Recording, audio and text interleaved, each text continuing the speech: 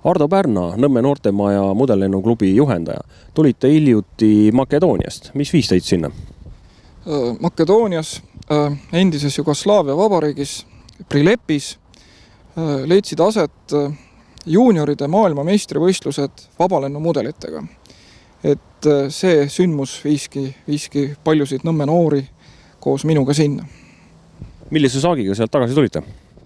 Võistlused toimusid 3 erinevas mudeliklassis. Et sisepõlemismootoritega saavutasime 5. koha, purimudellennukitega, kus oli konkurents kõige suurem, ligi 20 võistkonda, saime 6. koha ja kummimootoriga lennukitega tuli seekord 7. koht. Ja üldarvestuses siis oleme 5. Mida see sisuliselt tähendab? No sisuliselt tähendab see seda, et Nõmme noortemaja noored hakkasid päris kõvasti vastu suurtele tegijatele, suurte riikide koondistele, kus on sadu klubisid, kes käivad palju võistlustel. Me saime tõestada, et kui ikka väga tahta, siis saab neile vastu küll. Millistes oludes teil tuli võistelda?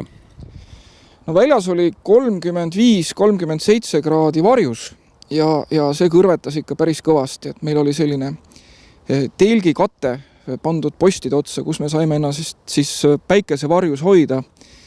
Ja tõusvad õhuvoolud olid siis suhteliselt ägedad ja ka laskuvad. Nii et kui tõusvale õhuvoolule pihta ei saanud, siis oli päris kõva lift alla. Nii et tuli seal päris palju ka eksperimenteerida, sest teatavasti selle piirkonna ilmastikutingimused erinevad Eesti omadest ikkagi märkimisväärselt. Kui pikk teil ettevalmistusaeg oli? Tegelikult oli nii, et kui me eelmisel aastal tulime Euroopa meistrivõistlustelt pronksmedaliga, siis samal õhtul, kui me saabusime, läks juba mudelite katete vahetamiseks, nii et vaheaega ei olnudki. Suvi on ju kohe läbi saamas, et kas talvel istute toas? No talvel me muidugi, kui on halb lennuilm, loomulikult me ehitame, aga lähimad siis suuremad võistlused on siis Soomes, kus toimub maailma karikaetapp. Kui me leiame lahkeid sponsoreid ja abi, loomulikult tahaksime seal ka ennast näidata. See on poistele ka ühtlasi hea selline proovile panek ennem tiitlivõistlusi, et kui ilma suuremate selliste kaklemiseta minna kohe tiitlivõistlustele, et siis on ikkagi oht, et kuidas nüüd öelda, närvid võivad läbi minna ja siis ei pruugi neid tulemusi tulla. Nii et loodame heade sponsorite abile ja muidugi ka Nõmme noortemaja abile, et siis proovida ennast siis ennem tiitlivõistlusi. Kui lihtne on üldse sellistele suurtele võistlustele minna? Põhimõtteliselt eri riikidest on õigus panna koondis välja kõigil, kes kuuluvad Rahvusvahelisse lennuspordi föderatsiooni, kuid ikkagi hinnatakse oma olukorda reaalselt ja kui ei ole ikkagi reaalseid eduvõimalusi, siis paljud riigid nii-öelda ennetavalt annavad alla ja ei tule kohale. Nii et antud juhul Prileppi sõitis siis noor sportlasi 22 riigist, sealhulgas USA-st, Koreast ja mujalt.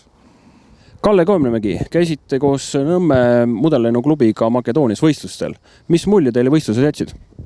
Võistlused jätsid suurepärase mulje.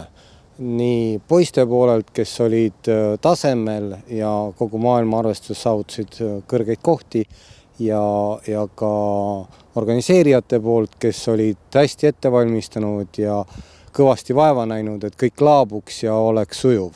Samuti jätsid väga hea mulje toetajad, kes olid kaasas Tõnu Luumann ja Raimond Naaber, kes siis toetasid ja abistasid poisse igati. Kohe algab uus kooliaasta. Kas Nõmme mudellennuklubi uksed on avatud ka uutele tulijatele?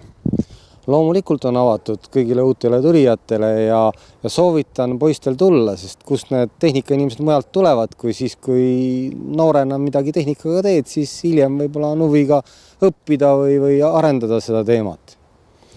Et mina kutsun kõiki Nõmme ja ka muid Tallinna ja Tallinna lähiümbruse noori, nii poisse kui tüdrukuid Nõmme noortemajal mudellennuspordi ringi.